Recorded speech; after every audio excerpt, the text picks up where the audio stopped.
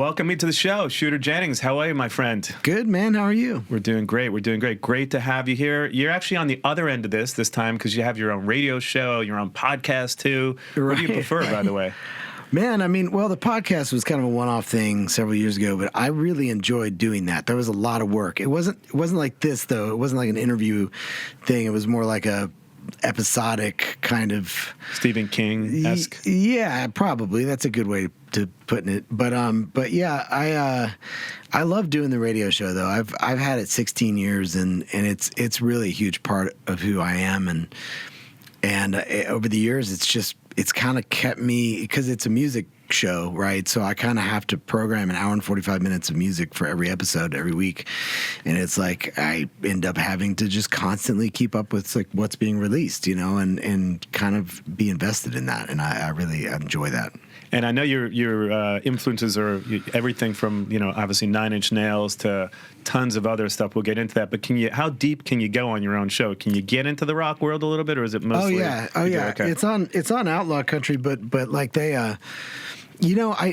so they kind of asked me if I would be interested in doing a show. I think they kind of thought that it was just, they've over the years given different artists like their show, and it lasts like a couple months or a year or something. I don't know that they knew I was going to hang on for 16 years, because I'm like the oldest DJ on the show. I've been there the longest, but you'll be 95 awesome. hosting a show. There you go. It'll be like Santa Claus music. I'll tune my in. channel. I love that. In the very beginning, they kind of, the way they usually set it up for people is they have like a bunch of songs that are in their system, and then I would they want me to pick a couple like leading in and out of the breaks, and then I'd go in and do like 3 or 4 shows at a time, and I wasn't feeling that, and I asked him, I said, hey, can I just do it at home, and then I'll send you everything, and we started doing it that way. And once I did that, it was like because I just wanted to play everything, because I was thinking at the time, I mean, I'm 43 now, I was 26 or something when I started it, and I was on the road all the time, and me and the guys in my band would listen to all this music on our bus, and it would be like,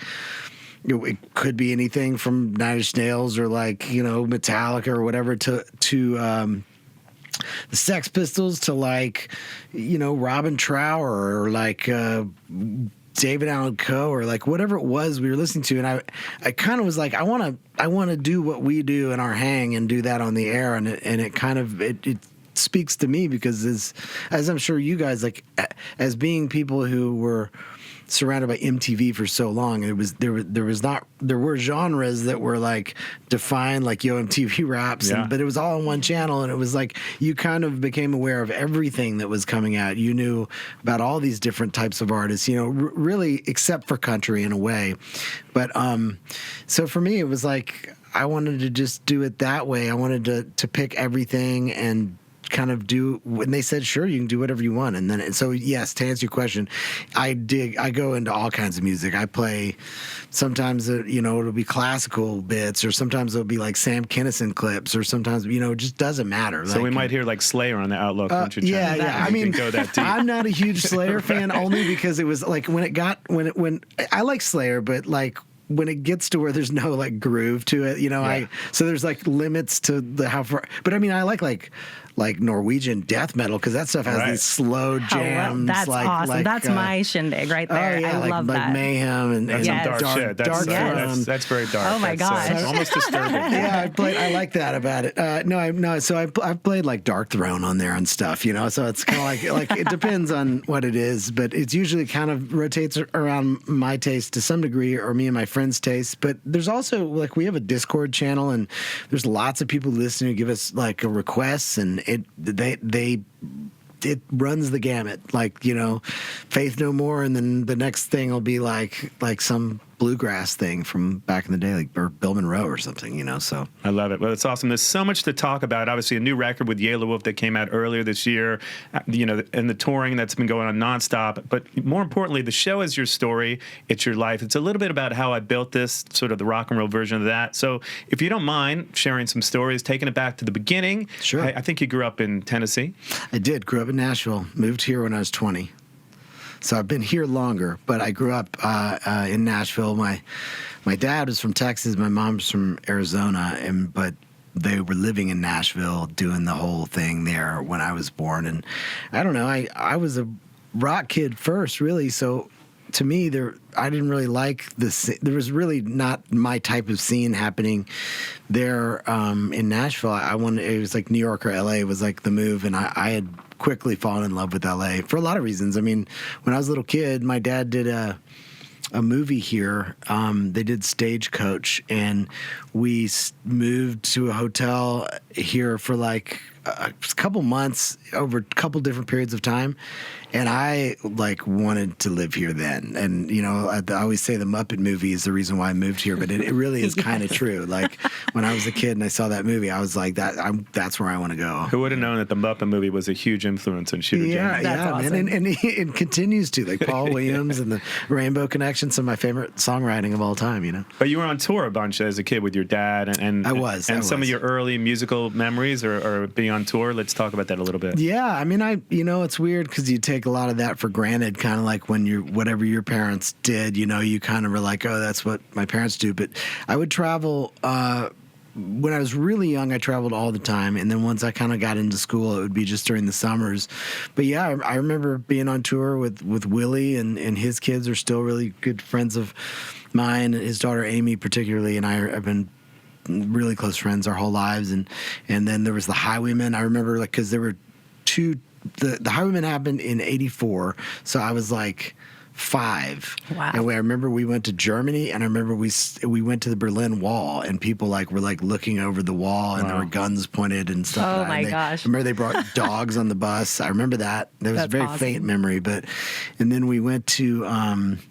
Then in '89 was the Highwaymen 2, and we went to Australia. I remember doing that tour with them and having my like 11th birthday or something in Sydney. I remember that. I mean, so I'm really fortunate I got to like see all this kind of stuff, especially when it got to that Highwaymen level type thing. It was such a big deal. They were like, you know, really doing these big places, and then by the time like they had, and I guess I'm kind of benchmarking it with the Highwaymen, because by the time they had done Highwaymen 3, I was like 17. I already had a band, and I you know, or guys I was like trying to have a band with, and I didn't want to tour anymore. I went with them. I wanted to stay home and work on my own thing, you know, a bit.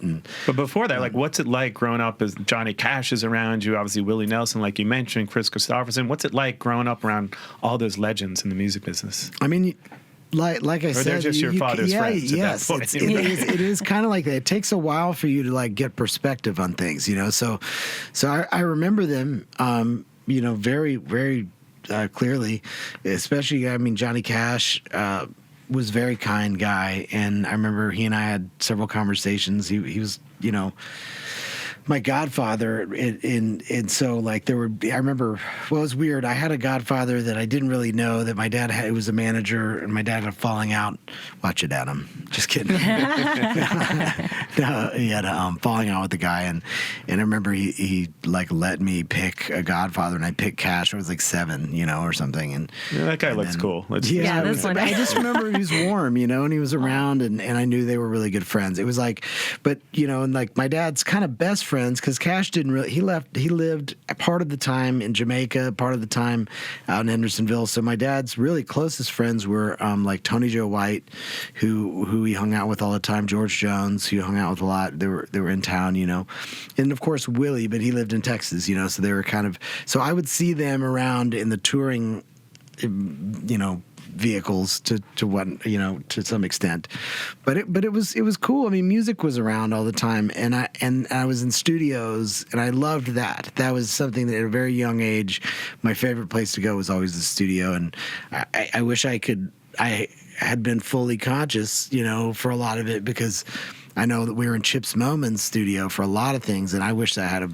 like known what was going on, like what equipment was being used in there, and what methods were being used. Taking notes on the drum sets. Yeah. Like 3 looking at Oh my God! Well, you started playing drums when you were 5. Is that correct? I did. I started playing drums crazy. really early. Yeah, Wow. that was my first thing that I liked. I think that I, you know, was into. It's weird because my dad said later in life, he's like, you know, I always wanted to play drums. I wonder what my life would have been like if I had been a drummer. And I always thought, wow, that would have been totally different. You would have needed a station wagon. Right. 'cause I'm a drummer, so Yeah, there you go. I mean, you probably had one already, but it's interesting. You grew up fairly religious too, right? Yeah, I mean, my mom is really religious. Like, she grew up. I mean, I feel I'm personally religious, but like her mother was a preacher, and she grew up in a house, played in the band. They lived in the church, in the back of the church that they grew up in. So that was definitely a big part of our life growing up, you know. And of course, like when I was a teenager in my early 20s, I'm just like gunning for LA and not thinking about anything. But the older I get, the more I've come back to it, you know, because I appreciate having that in my household, you know. Yeah. And the origins of the name? I mean, the story that everybody always told everybody is I pissed on the nurse, and that's why they call me that. But I think they were on the fence about it, and then that sealed the deal because there was a kid. It's funny. There was a kid, and my mom went to church, and there's a woman that was there who had a kid. They named their kid Shooter, and my mom thought that was really funny. And now, so that's where they got the idea for the name. And then now, if you go to Nashville, there's a station called Hippie Radio, and the Shooter Stein is on it all the time. He has like a home alarm company, and he's always like advertising his. And I was like, that's actually where I got the name. Is that dude? The home alarm guy. Yeah. But the other story is great, so we'll just stick with the Yeah, other we'll story. stick with the cool one. And growing up, would you say you were like an MTV kid? Obviously, is that sort of your first introduction besides being on the road with your dad? Do you feel like that was sort of where everything started for you? Yeah, it was like two different worlds, really. You know, I kind of like, I loved my dad's music. I always did. And he, you know, they were very musical, my mom and dad, so they would play, like, listen to music in the house or by other artists and stuff. Not like normal people, not like regular people listen to music in the house, though. It wasn't like we had music playing all the time. It'd be like if he found an artist he liked, he'd play it in the house, and he'd listen to like an album like 1,000 times in his room, you know. But yeah, MTV was huge for me. Like when I was God, I mean, it had to. I remember my mom didn't want me to watch it at first because of like Madonna and Prince and all these stuff. You know, of course, I just want to watch it more. Yeah, and of course. And I like love Prince. He turns out to be one. My dad used to say he's a great guitar player though, because she would be so about the imagery and the sex stuff. But And Madonna, all those artists. Yeah. back then. yeah. And then Madonna with all the anti-Jesus stuff or whatever it was, the controversial religious stuff she would do. So yeah, I couldn't wait. I remember I saw my buddy and I talked about this years ago too. It was like Faith by George Michael. I remember like seeing that and being like, I don't think I want to do that. You know, it's like it was such a cool, like that was a first early impression. Guns N' Roses, of course, was I was 6 when Appetite came out, but it really took like 2 years to catch on. So I was about 8 or 9 once like Sweet Child of Mine was like a big hit, and I remember being like thinking that sounded like a skeleton singing to me. Like when I heard Axl's voice, like it was intimidating to me, you know, and I was like, this is the most dangerous, cool music I've ever heard. And then it kind of just led me, I was obsessed after that. Like I watched MTV all the time. You know, I'm a Beavis and Butthead kid, like generation. Even though I was like Beavis and Butthead's age in the show in real life. Do you know what I mean? So Right. like, that's where I was, you know. So I had the greatest life because I got to experience the 80s as a kid, and then the 90s and the rock and roll explosion. But it really was Trent and Nine Inch Nails that really set you off on this path, right? Well, it was because I was a computer geek, and as a kid, I wasn't a cool kid by any means, and I could play drums and I could play piano. I'd taken some piano lessons, and so when I remember I was in 8th grade and I heard Broken for the first time, and a kid named Seth Feeman had it, and I was like, so like, what is this? It was the most aggressive, darkest thing I'd ever heard, but it was like cool, and it had all these sounds going on. And then like the Downward Spiral came out. I was 15, and I was like, this is the end all be all of all records for me. And then I realized that he did it like, you know, basically they did it on a computer with some keyboards, and I'm like, I can do that. Like it made sense to me. It was the language that made sense to me because I didn't grow up playing guitar. I didn't grow up like at a young age picking up an instrument. I was dabbling in drums and dabbling in piano, but like that made sense. I could see a clear path between me and the Downward Spiral, and I was like, if I can do that, I can pursue that. Also, the fact that Trent was recording everything by himself, ultimately, right? He was playing, sort of programming the drums, and so you were like, okay, I think I could be a one-man band here. Yeah, totally. And it was like my first band was basically, I couldn't play guitar, so I had two guys, Matt and Bodie, were these two dudes that were in my band. And they were the two guitar players, and I would just program everything else and sing, like, because that was what I couldn't do, So it was kind of like that was the beginning of it for sure. And it's weird because that still pulses through me to this day. Like, I still do a lot of programming, and it's still the language that I understood first and makes the most sense with music, Yeah, and then from there you got into glam a little bit. Obviously, yes, led to Bowie. Yeah, right? Bowie, So Beatles, Pink Floyd. Yeah, Nails led to Bowie. I already liked what I'd heard of Bowie, but when he went on tour with them somewhere a couple years after, because it was like after Woodstock and after after Downward Spiral. When that all happened, I just went down the rabbit hole on Bowie, and that led to the Beatles, and it led to Pink Floyd, and I was obsessed with The Wall and Ziggy Stardust and the White Album. Those were like my first three old records that I just listened to all the time, and that I kind of went all the way down the rock rabbit hole, and then went to the country thing and finally understood that. But I had to get a little older to understand the kind of folk mentality of the songwriting. It wasn't about the music. Like, rock was so about this musical thing that was, explosive, inventive, exciting music, and then some cool words that went with it. That was a different kind of approach than country was, at least up until that point, It's great because I always say there's so much on YouTube that you don't know is still there. So I went down a rabbit hole. I was checking out some of your earlier bands, and you could see sort of the hard rock, hair metal influences even back then. In fact, one of your earlier bands reminded me of a band called Junkyard. I don't know if you remember them back in the day. Yeah. Everyone used to compare us to them. Yeah. So Stargun was because I moved here. I was 20, and I moved here with a band, and we were playing the Viper Room, and was that Kill Raven? That was the first band? Kill Raven was actually the industrial band with the two guitar players, and we changed at one point because I'd gotten so into Bowie, we'd gotten so into T-Rex and all that we changed the name of the band to Stargun and then moved here. And we were a rock band at that point. So Kill Raven was like industrial, but it was like just like next door to the project in, kind of conceptually. But yeah, we moved here, and so we would play. Stargun would play on the Sunset Strip all the time, and everyone was like, "You sound like Junkyard," and I didn't know who Junkyard was at the time. I've listened to him now. I actually take it as a compliment. They were great band. Cool. My band used to play with them all the time, and it's so underrated. I mean, they were doing the Southern rock thing mixed with like Motley Crue back in the day. No one was doing that. See, I did. It was. I guess we were kind of neighbors by proxy, but didn't know. That was funny. I heard that name all the time back in the day. Yeah, well, it's great what you can find on YouTube because I was happy to see that. But at what point did you sort of fall in love with country? Was there a moment, an aha moment where you're like, I think this country is my calling at this point. Well, it's weird. I mean, a lot of it's, I guess, with most people too. It's like rooted in your childhood a bit, And so, I mean, not even my dad's thing. Like, when I was a kid, I remember we went on in like 8th grade. In school, we took like a field trip somewhere, and kids were bringing their Walkmans, and everyone listened to Guns N' Roses and Hank Jr. Those were like that was the two things, right? So that was right before the grunge thing hit. It was just kind of trickling in at the moment.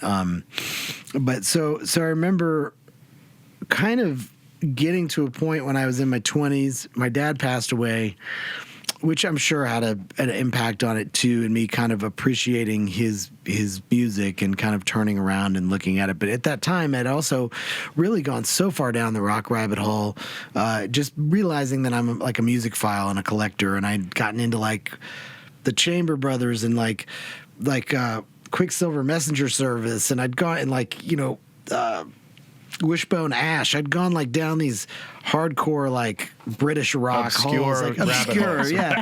And I'd kind of like Sirith Ungol to whoever, and I was kind of like figuring myself, kind of wanting more. I'd kind of found all the bands, even though I hadn't, but I in my mind. So there was kind of this like going back to the country thing, but there was also this like, hey, that Hank Jr. thing popped out to me, and I started listening to Hank Jr.'s music a bunch, and it connected with me in a way that even my dad's didn't. Even though I understood his, there was something about those early. There's like a run of Hank Jr. records from like Hank Williams Jr. and Friends all the way to like The Pressure Is On, which is like 12 records, and they're just amazing. And he was the first guy to kind of blend, like up until him, like Southern rock was, Allman Brothers and Skinner were not really in the realm of country, even though they were influenced by it. They were more like they were on tour with like The Who and stuff, And so he kind of brought those bands, that style, into country, which is now being like perverted still to this day by all the, pop country things and how they do that. But it was really Hank Jr. that did that first and kind of merged the path of Southern rock and country in a way. And coming from this kind of Southern rock, hard rock thing that I was in, it was like a gateway drug to the old country. And then eventually Hank Sr., I would assume. That's right. But it took me a long time to really even like Hank Sr. because it, like Bob Dylan did, it took me a long time. And now he's like one of my favorites of all time, if not my favorite of all time. But like songwriter, it's like it just took me a minute to get to that. And Hank Jr. was kind of the pathway to that, By the way, when you're growing up with when you're around your dad and such iconic music, do you realize what an impact he's having on music at that point, or are you too young to really realize I'd heard stories. His legacy? Heard stories from him, from other people, understood that he made a huge impact.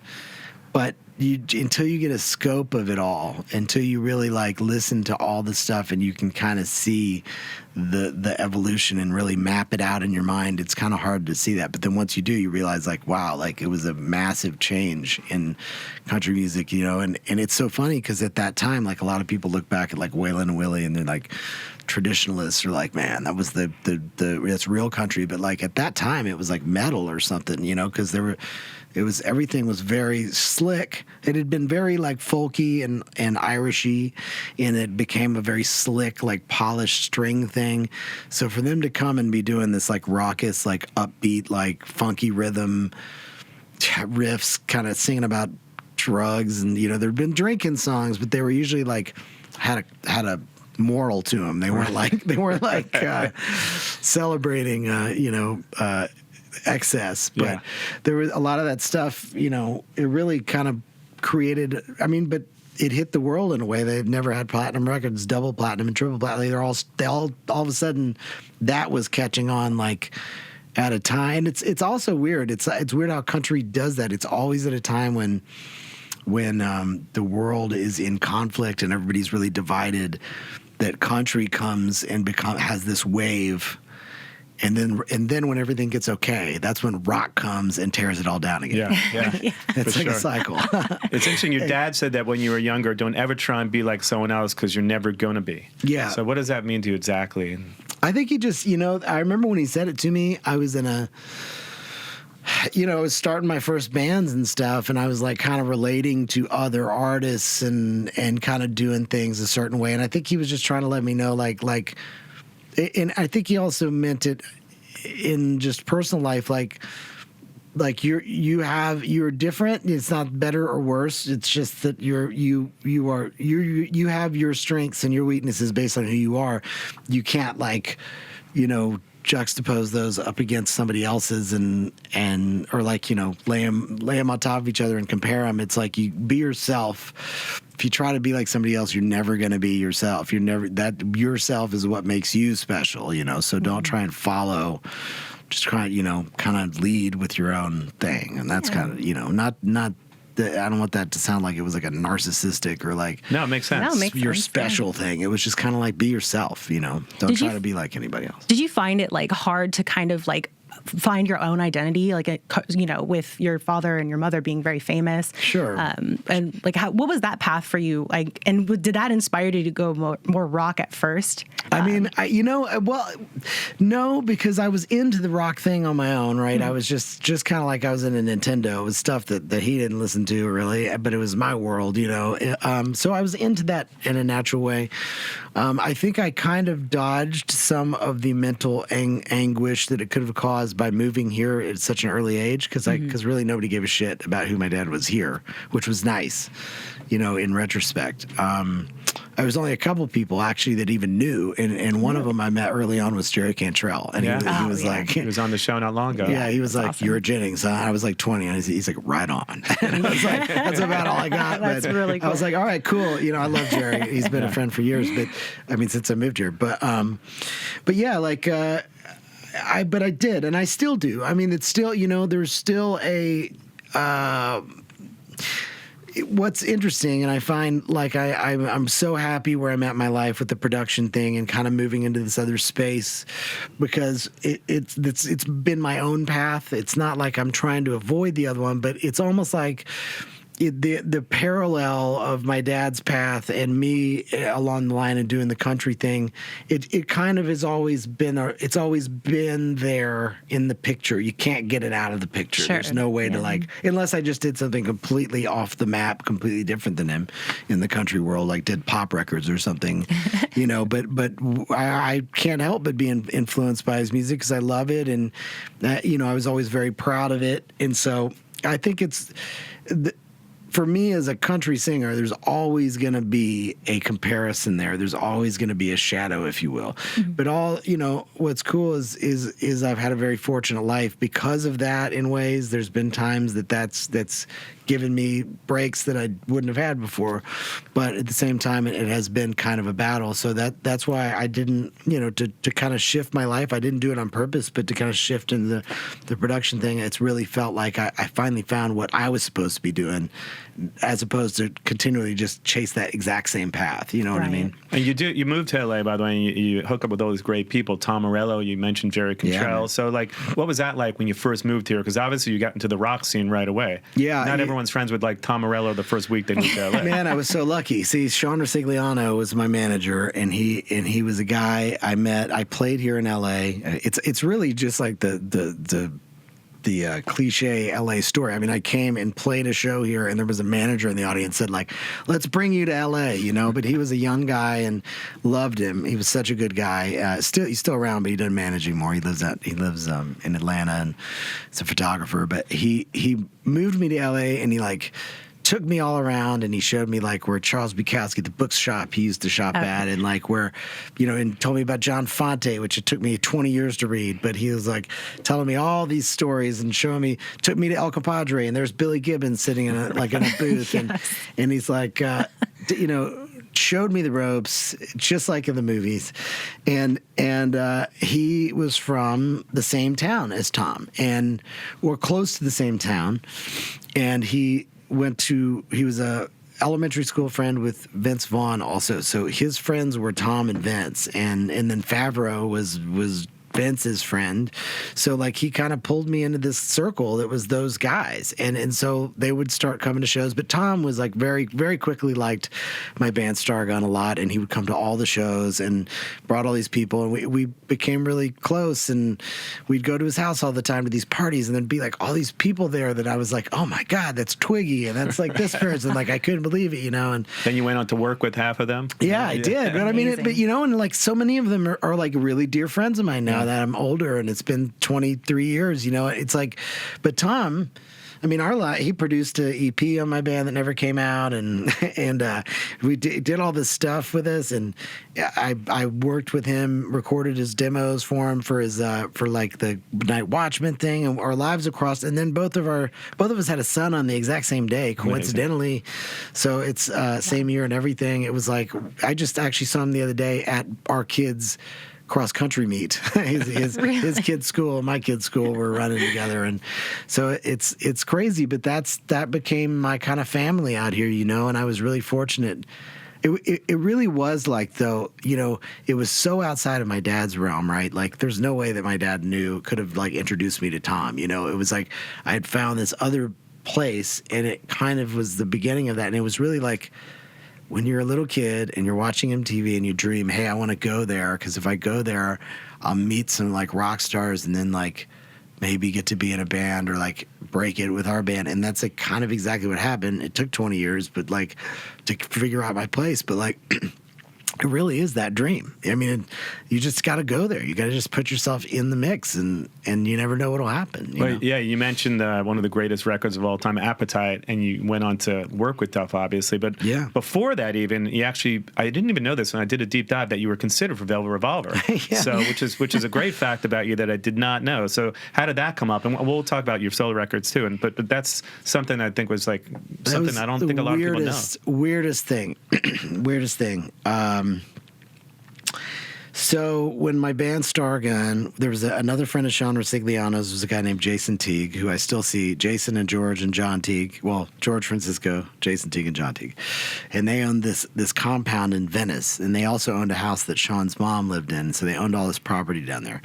And they were these kind of, at that time, very successful real estate guys, but like also like to have parties and like, you know, throw big bashes. And so they liked our band, and they would hire Stargun to play like their 4th of July party and do all this stuff. So I remember one of those, and I guess this would have been like 2002. Sean was like, Duff McKagan's coming to the show. And I was like, no way. And that was like God to you back in the day. Yeah, I mean, I couldn't believe it, you know, that any of them. I mean, but that was kind of it. Like when I was in my house as a teenager, I would be like, I'm going to meet Slash one day. I'm going to meet Axl one day, you know, or whatever. And I would have these dreams of that because they were my first love musically, you know, from the MTV to my heart type thing. But so. Like, and Danzig, you know, those two. Yes. Danzig 1 was my first record I ever bought with my own money, though. Did you ever see the video of Glenn getting punched out? It's like the greatest video. I've seen it. I like Glenn. I rewatch that constantly. I don't know why, but I'm obsessed with that video. Anyway, go ahead. I digress.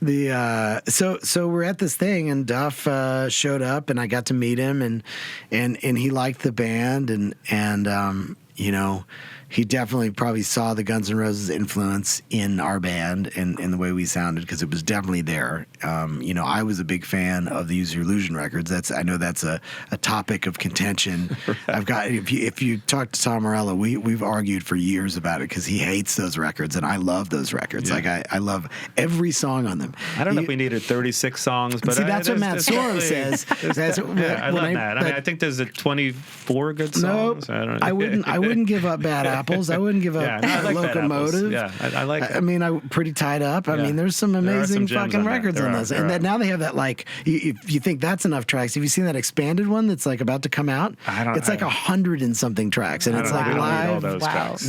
I need every one of them. I wanted one more than they gave. No, but like, so he went and saw, you know, the show, liked it, and then they were our band had done some shows opening up for Loaded for his band. Sure. And then there was this show that was going to happen at the King. No, not the King.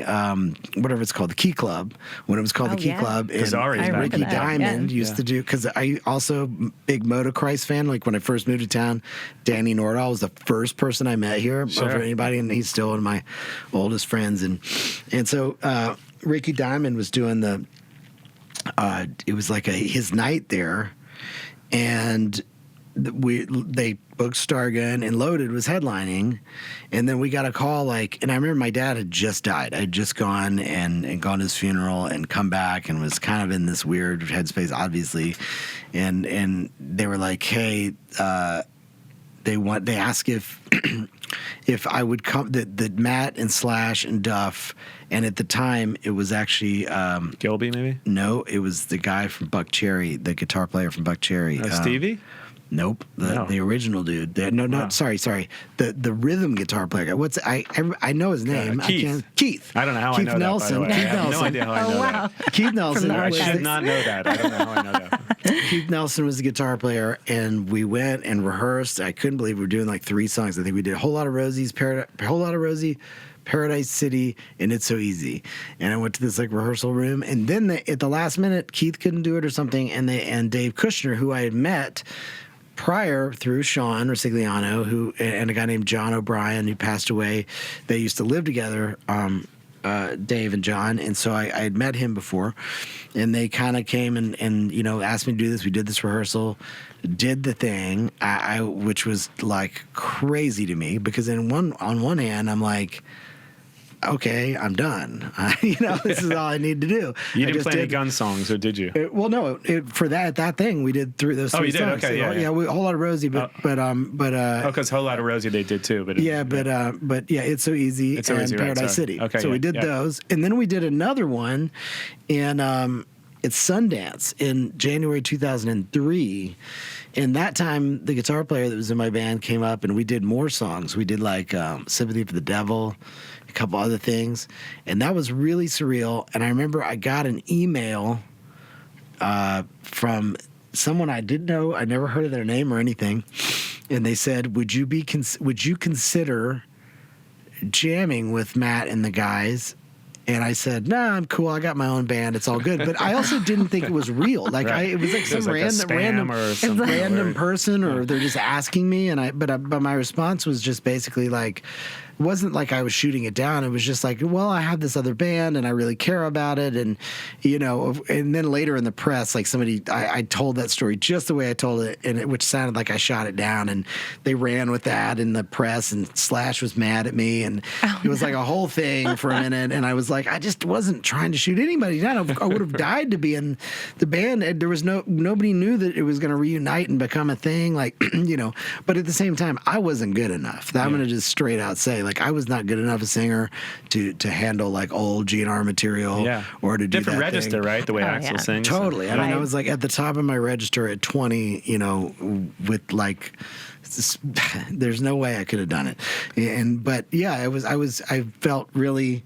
honored. That was crazy. And then another time after Scott, they asked me they sent a track, and they were asking different people to like do a vocal, write a song to it, which I did. And mine was like so ridiculously horrible that I think they just forgave me for the first thing. And, it was cool. And it wasn't so bad because you went on to produce Dust Records. Yeah, which was a totally random thing too, because I was in a hallway I was doing Colbert Show with Brandy playing piano, and this guy, Greg Nadell, who runs Electro, was in the hallway, and he said, "Duff's doing a record.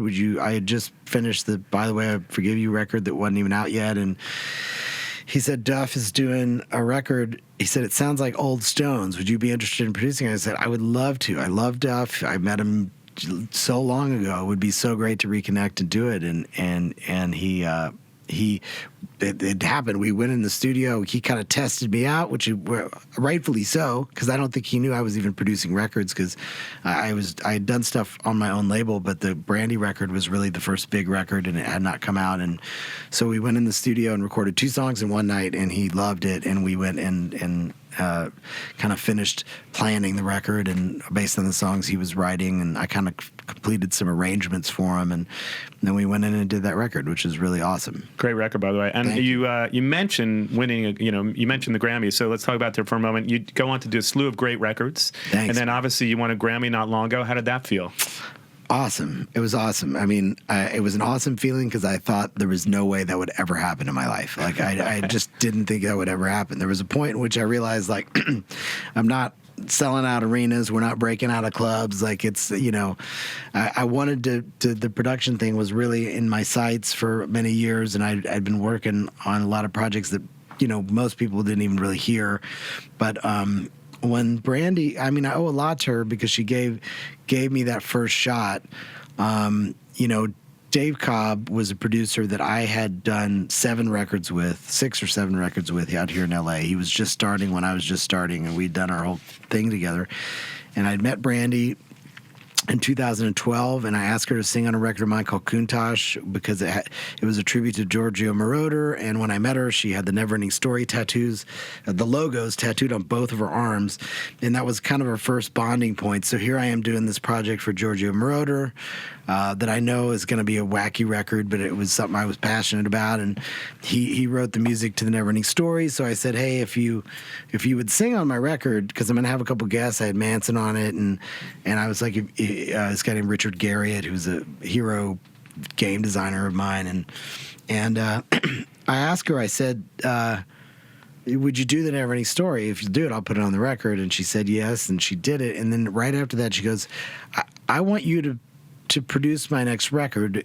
do you know Dave Cobb? And I was like, yes, I know Dave Cobb very well. I know him very well. Working with him for years. Yeah, and so because he had moved to Nashville at that point, I hadn't seen him for a couple of years. So she kind of reunited us on that project, and then we won a Grammy for it, and it was amazing. And then me and her did the Tanya record and won another Grammy, and so it's like I feel that her faith in me, in my kind of weirdness, honestly, was, asking her to do that weird Never Ending Story thing, like, led to that record, which kind of set me on that path, because like that record, and then Duff, it was like that, and then Duff, and then Tanya in a row, and Manson had asked me even before the Duff project, so we kind of, those 4 records were all happening at that point in time, and that's kind of what kicked everything off. By the way, you have 5 nominations, 5 Grammy nominations, which is incredible. Yeah, right, I guess so. I haven't even thought about that. Just 5 Grammy nominations. Yeah, thanks, man. And fast forward now, let's talk about the Yellow Wolf record. It came out in March. I think you guys have been friends for like 10 or 12 years. How'd you meet? Yeah, we met years ago my nephew's a rapper. His name's Struggle, and he's like a year younger than me, and we grew up like brothers kind of in Nashville, and he had been trying to connect me and Yellow Wolf for years, because he was like, you guys are going to love each other, you're a lot alike, he's one of my best friends, blah, blah, and so I was in Atlanta playing a show 2010, and we went to see him at the house, at his house, Yellow Wolf's house at the house at the time, and he came to a show, and we just kind of, we tried to get in the studio. We went in the studio immediately when we met. A couple days later, nothing really came of it. Another time he came here, we were going to go in, nothing really came of it. And then at one point, after I'd kind of really done a lot of records, it was kind of, we revisited it, that record is still one of my favorite things I've ever been a part of.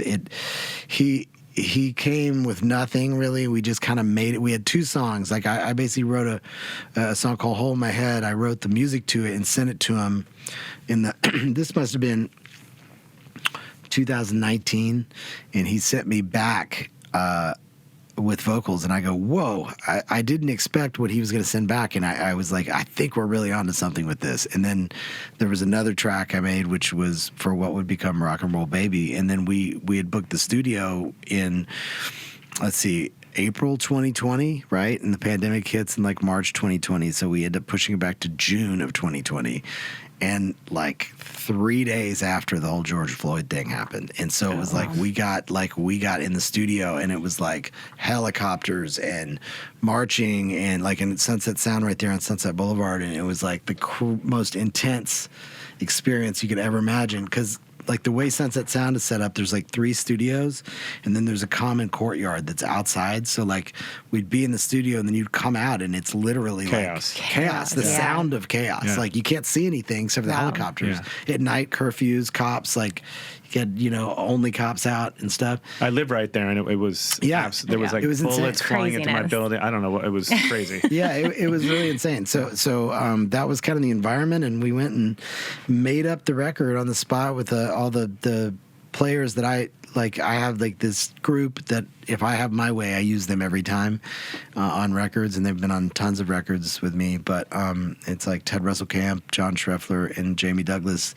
and Aubrey Richmond, who played a little fiddle on it. She's a fiddle player, but really it was the dudes for this record. And we just made they including them, like the 5 of us just kind of made it all up in like 10 days, and then he went home and wrote lyrics to it. But he already had like half of it written too. It's amazing how fast his mind works with melodies and lyrics and concepts and stuff. And it was really, it just felt so special, and the experience felt so special and cathartic and emotional. And then to start hearing the tracks after, we're like, man, whether or not it sells, it's not going to be an indication of whether it's good or not. We knew we had done something really good in rock and roll, something fresh, yet like had all the elements of stuff we loved, from time gone by and where we grew up, because we really reached into our childhoods for that record and kind of made something that would have been our dream as kids, So It's a really special cool, record, I yeah. think, also because it defies genres, right? Yeah, that's what we were just talking about that. And I think that it was so cool because I saw that you guys did that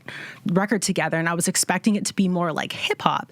But it came out, it was like a fusion. You could hear some of like that 80s rock, like riffage, but at the same time, it was still modern. And like, I was shocked. Like I was like, and especially with Make Me a Believer, that music video, I didn't know what to go into. And I was like, every time that he gets like smacked in the face, I was just like, dude, you can feel those lyrics in that video. I thought that was really rad. Yeah, that's that was the thing, man. He's a front man if there's ever been one, like the Axl Rose school of front men, you know what I mean? And so he's like a dedicated dude, and like he has these visions, like, I mean, I'm kind of the studio rat, and he's like calling us like, okay, got 7 days in Vegas. We're going to shoot 4 videos, And so we all had to we took our bus up to Vegas and just camped out and shot all these videos. And he had this great director named Spidey who had come up with all of the concepts and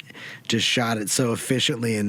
I mean, that he's just a big concept dude, Yellow Wolf. So he'll just be like, he'll dream up, we're going to have billboards in every town. All of a sudden we had 4 billboards here, and we had like one in Nashville and in London and like all these places, and the way he kind of looks at music is very much from there's no ceiling to it, and that's kind of how I look at it in a genre way. Like I've always felt like I was the kid who listened to everything. I was around everything. So why does it have to be? It just makes no sense to me that to even think about it in a way.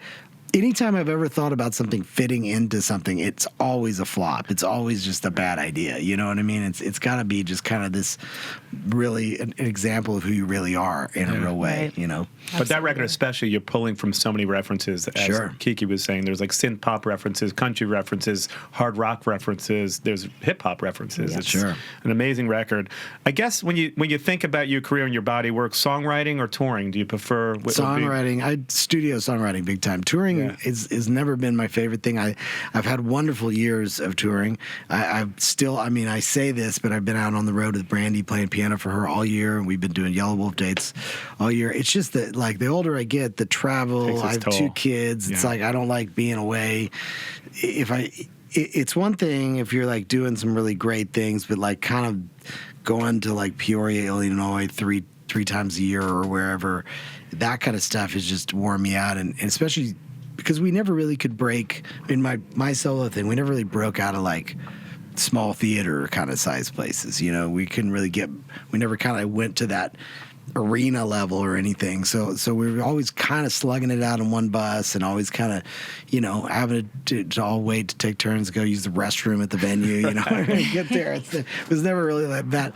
You could never afford for it to be something too posh. So people think it's glamorous, but then when it's you not. do it, it's not really. It's you have 23 hours to kill, and you got the 1 hour on stage. And the best time on the road is after the show is over and everyone's hanging out, and when the bus rolls or whatever. Like, it's great, and I love it. And there's a guy here named Farron who's sitting behind that curtain who has toured with me from the very beginning on the road and seen the inside of every club that we've played, the no playlist venues, and we've been through it. But at the end of the day, it was always a struggle, because when you make a record, like I was so excited making something new, and then you got to go on the road for it for like a year or 2, and then you get to go back and do it a year later, and it's like to the production thing. It's like I get to do it all the time, and it's immediate too. 10 records a year, or whatever, like constantly doing new stuff, and that to me is like the most. That's my happy place, if you will. And speaking of kids, I was going to say I heard this great story about your daughter really wanted to go to the Grammys. Oh yeah, and just tell the story a little bit, because it's great how it all came about. Yeah, she did. My Alabama is because she was here I am nominated for the first Grammy, and she's like she just wanted to be there, and like the way it was, it's like we were nominated for the album of the year, song of the year stuff. So they put us like in that category, and they charge like thousands of dollars for tickets to get down there in the first place. Wow. Right, to get like... Even if you're nominated, you can't get tickets. That's right. And so, Jeez. or she would have to sit in the nosebleeds with Adam, who was at the very top of this place, you know. And so I was just like, and it wasn't, you know, I wasn't winning. It was Brandy, so it was like, it was impossible for me to get her a ticket, basically. But she said, Dad, this is going to be the biggest moment of your life. Yes, yes. I need to be there with you. Yes, right? And I said, no, the biggest moment was when you were born, so let's fucking slow down. You know? But it was one of those things where I was heartbroken. She was upset. She was only 11 or something, you know, 10 or 11. So the next year we were up for the Tanya Tucker record, which I pulled together. That whole record was my concept, and I brought Brandy into it. And so I felt I had a little more control over that. And I was like, we're getting a ticket for her. There's no two ways about it. And I hope I win, you know, which I did. And it was awesome. And it was tears were all around, and it was a beautiful moment, you know. And she's a big part of it. Like, she's a big part of my life beyond those kind of superficial things. I mean, she's just got a lot of my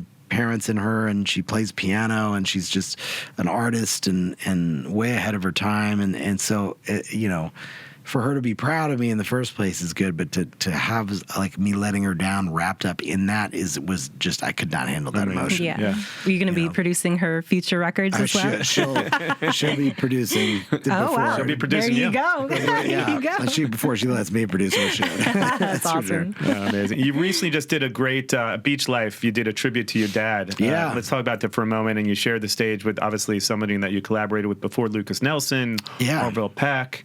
And your mom, actually, Jessie Coulter. Yeah. I had to like con her into coming out and doing it. No, you know, Alan, who is really in charge of Beach Life, and he had the idea to do a Waylon tribute thing, which I would have never gone to somebody and said, hey, how about I do this at your festival? Like, he had this idea, but like, he had the foresight that it was going to be really something special, because I think I'm just probably a little jaded in the sense that a lot of people have done Waylon tribute shows, and a lot of them I've been a part of, and a lot of them I've said no to, because nobody's ever come to me like to put one together myself. It's usually someone else putting it together, wanting me to be a part of it, you know, to kind of validate it.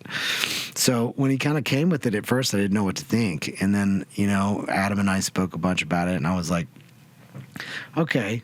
All right, let's do it. Let's see what happens. You know, we didn't know what was going to happen, because I think Alan was, you know, his idea was basically not much beyond like you and all your, you know, friends. Like, although you did a great Rolodex, so your friends are not right, but kids on the street. But I imagine that what he probably thought my Rolodex was maybe a little different than what it ended up being. But what it ended up being was really honest, you know, and I think which made it more special in a way. And so it was like, here we are pulling this together, you know, kind of with duct tape and baling wire, like just figuring out who can come, and then this person can't be there, and like Lee Ving was going to do it, and then he couldn't do it because he had another gig pop up, and so there were all these different great artists that couldn't do it, you know. So we were just kind of hoping we could pull something together really special, and we did, and I mean, like, Orville's one of my favorite performers. Hellbound Glory is one of my favorite bands of all time. One of my best friends, Leroy Virgil, he did it.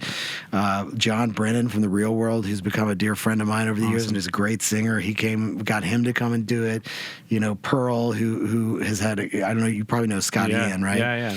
And Pearl's daughter. Yeah. And you know, my kids are friends with her daughter, their son, I mean. And so, yeah, I mean, like, just, you know, Mike and the Moon Pies is a band that I've loved and championed for years, that my manager, Adam, also manages. And so they decided to be the backing band. Like, once they were the backing band, that's when I knew it was really going to be something special, because, like, just the fact that people are going to see Orville Peck with Mike and the Moon Pies, or, like, you know, all these different artists that with Mike and the Moon Pies backing them up, was going to be something really special. And then just to kind of see it take shape, and I'm, of course, I'm on the hook for this thing, so I'm pretty stressed out the whole like months leading You're like, up Mom, to can it. you perform with us too? No, I know. She's like, I don't know, I'll see it. I'm like, no, you gotta do it, But it turned out it turned out great. We had such a good time, and again, my kids were there, and I embarrassed them. I bring them out on stage, just like my dad used to embarrass me. When, so there was a lot Keep the tradition. Yeah, right. Yeah. All under it. But man, the crowd was huge, and they were like so into it, and everybody's writing about how it was the highlight of the festival and all this shit. I'm like,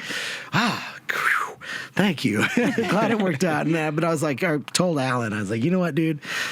Good on you. You made something really special out of this, and I think it was probably, in my opinion, the most special thing that's been done for him because of that. So I was really happy it happened the way it did. You think there'll be a part 2, 2023? I am totally open to it. Well, let's put it out there in the world. Any other acting gigs coming up? Any other film projects coming up? No, I'd like to do some score stuff. I'm trying to get into more of that because I love instrumental music and composition. That's kind of my thing anyway. So I would like to. That one acting gig was enough for me to know that's not what I want to do.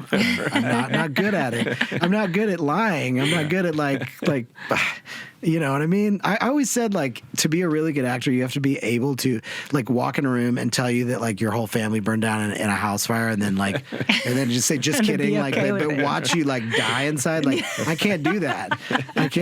So I think you have to be, there's got to be something wrong with you to be able to be a good actor. Definitely. They're all faking it.